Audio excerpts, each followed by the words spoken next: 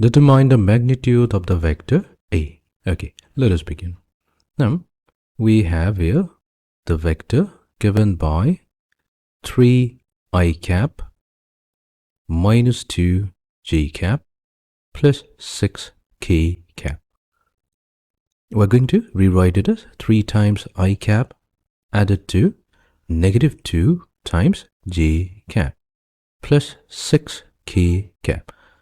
Now what we'll do, we'll try to find out its magnitude.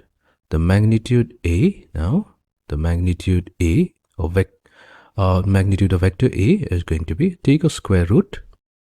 Underneath the square root, we'll have to find out the sum of squares. We'll start with the coefficient of I cap, that's 3. We're going to square it, add it to square of the component of j cap, so that's negative 2, add it to square of the component of k.